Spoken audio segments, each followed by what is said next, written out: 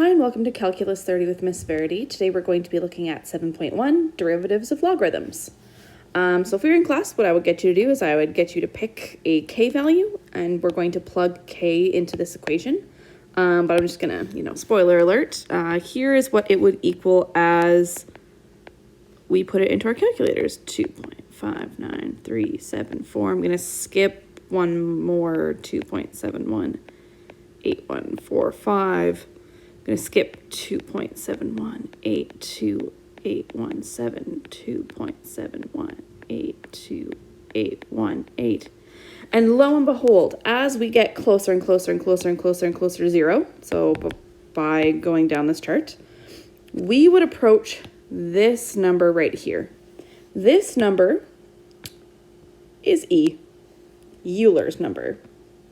That number is going to be a favorite of ours as we go through this unit. So here we have a proof for the derivative of logarithms. If we remember how a logarithm graph goes, it kind of comes along this way. We've got the point x, y. We'd have another point close to it, which would be x and f of x plus h. So when we would plug that into the graph, we'd be taking the log with whatever base of x plus h. So go through the proof, take a look at it. Wow, majestic, beautiful. Basically, what we discover is as our h approaches 0, as we get infinitely close, then we get 1 over x log of base e. So what that means is our derivative, so f of x with a log base x, then the f prime of x is 1 over x times log b with e, also times dy dx, just meaning times, if that is more than just an x, times the derivative of whatever that is. I did mention that you get a derivative cheat sheet. If you so choose, you can write this on there. That's one of our first ones. All right, so taking the derivative, y prime. So derivative of a log is 1 over, this is sort of our x, so 1 over the stuff, that's what I'm going to call it, times log with our base e times the derivative of the stuff, which if we simplify is just 1 over x times log base 3e. For our next one, I'm taking our derivative, y prime, so derivative of the stuff times log of our base e. And if you remember from logarithms, this is really to the power of 1. When your base and whatever your larger thing matches, it's whatever your exponent is. So you're just left with 1 over x. So we're going to find the slope of the tangent line to the curve f of x is equal to log base 2x. So to find the slope of the tangent line, we take the derivative. So f prime of x is equal to, so here's our stuff, 1 over the stuff times log base of e times the derivative of the stuff, which would be 1. So there's our derivative. We want to figure out what it is when x is 2. So 1/2 times log base 2e. If we throw that in our calculator, I think we should all have an e button on our calculator. So 0.5 times the log of e. To find where mine is, hold the phone. Oh my gosh, there it is.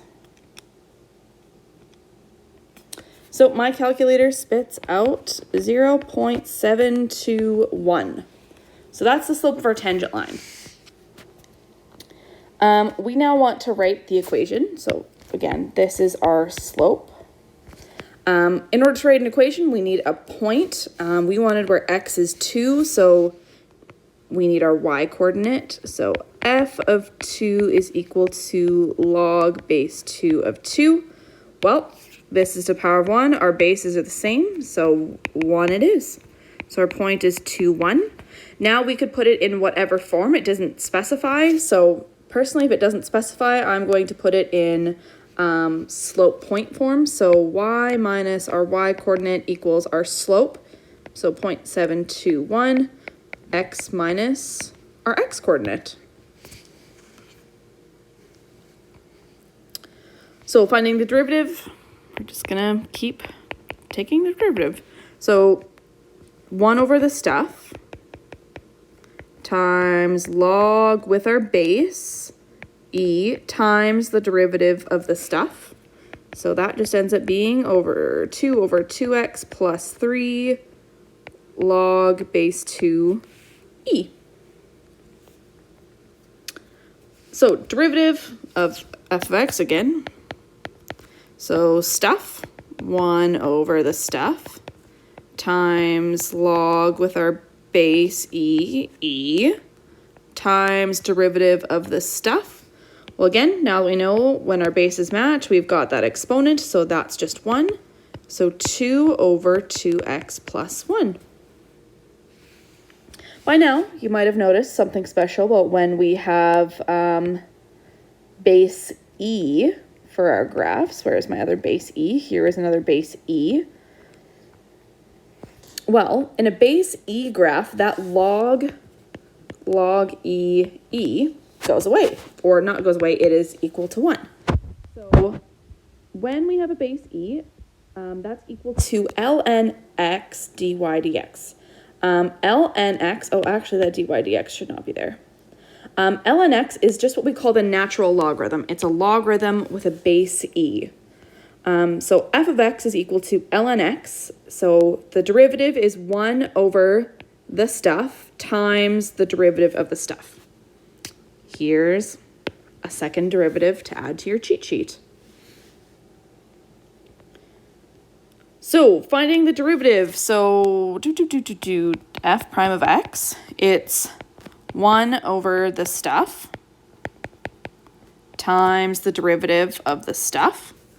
In this case, 3 is common to every single term, so we can divide every term by 3. 1 over x minus 1. For our second one, personally, again, I don't like the look, so I'm going to change it to be ln x times x minus 4 to the negative 1. So now we've got a product rule and a chain rule. So, oops, that wasn't f prime of x, that was just f of x. Now we have f prime of x. So derivative of the first is derivative of 1 over the stuff times 1 times the second plus derivative of the second times the first. Again, I handwrite my L's for my ln x. You can just do like a, oh no. That, same thing. We all know I write weird. All right. Well, if we want to simplify, this term right here is really an x to the negative 1, so we're going to take that out as a common factor because we always take those negatives out. We are also going to take out a x minus 4 to the negative 2. There's nothing else common, so that leaves us with a x minus 4. We currently have a plus because a negative times... Oh, that should not be a negative 1 over there. Heck. This should be a positive 1, which means that this would stay as a negative 1. So minus ln x times x because we took out that negative 1. So simplified, we've got x minus 1, x minus 4 to the negative 2. We've also got x minus x ln x minus 4. Let's do a couple more. They might get really squishy. I apologize. So taking the derivative, here is our stuff. So we are going to take 1 over the stuff plus x cubed times the derivative of that. So times 3 2x squared minus x times, or squared, times the derivative of the inside stuff, which is 4x plus 1. So fully simplified, oh, this should be a plus. The squared will cancel out and we'll be left with one of them. So 4x plus 1 all over 2x squared plus x. We could factor the denominator more, like take out a common factor of x, but it's not going to leave us with any common factors, so we don't have to. All right, our next one. So here again is our stuff. So 1 over the stuff, 3x plus 4 over, oh, spicy. Let's not do that. Who wants stacked fractions?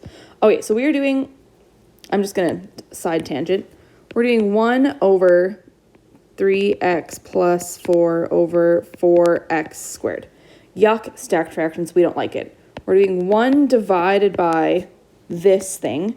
When you divide, you multiply by the reciprocal, so we would be left with 4x squared over 3x plus 4. So 4x squared over 3x plus 4 is our 1 over the stuff times the derivative of the stuff. That is a quotient rule. I'm going to change it to be a product rule.